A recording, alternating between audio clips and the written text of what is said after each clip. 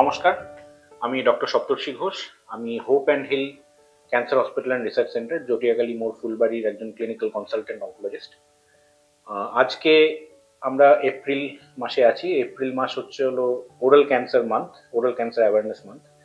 তো oral cancer মানে হচ্ছিল মুখের ভিতরের ক্যান্সার, এবং এটাতে জিভ, গাল এবং জিভের পিছন পোর্শন বা এই তালু, এইগুলোতে সবগুলোতে থেকে থাকে। এটা হচ্ছিল আমার ওরাল ক্যান্সার বলতে এইসব জায়গার ক্যান্সারগুলোকেই বুঝে থাকে।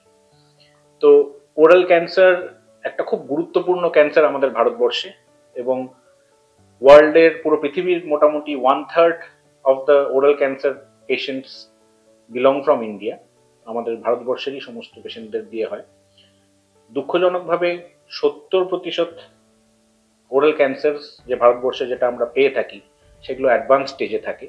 তাই জন্য 5 ইয়ার সার্ভাইভাল ওরাল ক্যান্সারে আমাদের ইন্ডিয়াতে খুব কম, যেটা কিনা অ্যারাউন্ড 20% মতো একটা 5 ইয়ার সার্ভাইভাল রেট হয়ে থাকে, কারণ যেহেতু আমরা অনেক অ্যাডভান্সড স্টেজে আমরা ডিটেক্ট করি।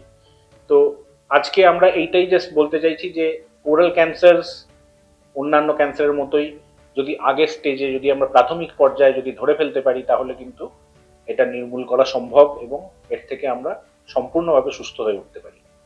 ওরাল ক্যান্সারের যেটা সব থেকে ইম্পর্টেন্ট রিস্ক ফ্যাক্টর, সেগুলো হলো স্মোকিং এবং যে কোনো টোব্যাকো রিলেটেড প্রোডাক্ট, যেমন কিনা গুটকা বা খৈনি এগুলো, এবং তার সঙ্গে সঙ্গে মদ্যপান করা, এবং তার সঙ্গে সঙ্গে আরেকটা এখন নতুন যে জিনিসটা এসছে সেটা হচ্ছে হিউম্যান প্যাপিলোমা ভাইরাস।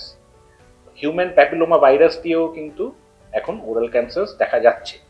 কিন্তু একটা ভালো জিনিস হচ্ছিল, যেটা হিউম্যান প্যাপিলোমা ভাইরাস জনিত যেসব ওরাল ক্যান্সারগুলো হয়ে থাকে, জেনারেলি ওরোফ্যারিংস বলে একটা মানে পিছনের স্ট্রাকচারগুলোতে হয়ে থাকে, জিভের পিছনের ভাগ বা তালুর পিছনের ভাগ এগুলোতে হয়ে থাকে। তো সেইখানটাতে আমার প্রগনোসিসটা অনেক বেটার।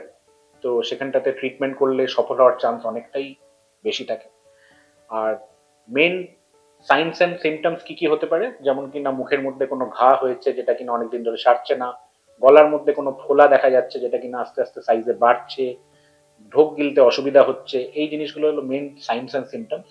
কখনো কখনো দাঁতের প্রবলেমেও কিন্তু জিভে ঘা হতে পারে বা গালে ঘা হতে পারে, যেটা কিনা পরবর্তীকালে ক্যান্সারে পরিণত হতে পারে। মেইন ট্রিটমেন্ট ওরাল ক্যান্সারের সার্জারি এবং রেডিয়েশন থেরাপি। যদি মুখের মানে যদি গালের মধ্যে হয় বা জিভের প্রাথমিক ভাগে হয়, যদি সামনের দিকটাতে হয়, তাহলে সেগুলোতে generally surgery treatment of choice হয়ে থাকে। কিন্তু যদি গলার দিকের ক্যান্সার হয়, তাহলে সেখানটাতে রেডিয়েশনের একটা খুব ইম্পর্টেন্ট রোল আছে। রেডিয়েশন থেরাপি কোনো পেনফুল থেরাপি নয়, রেডিয়েশন হওয়াকালীন কোনো ব্যথা লাগে না।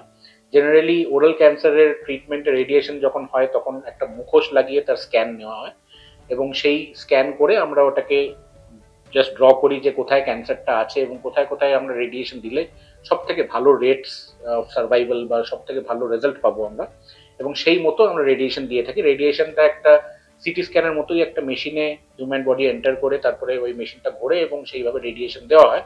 এবং আজকালকার দিনে যেরকম আমাদের আধুনিক চিকিৎসার উপায় চলে এসছে, তাতে রেডিয়েশন থেরাপি কিন্তু খুব সফলভাবে একদম মিনিমাম সাইড ইফেক্টের সঙ্গে আমাদের এখানে দেওয়া হয়। ধন্যবাদ আপনাদের সবাইকে, জানাই আমি নববর্ষের প্রীতি ও শুভেচ্ছা।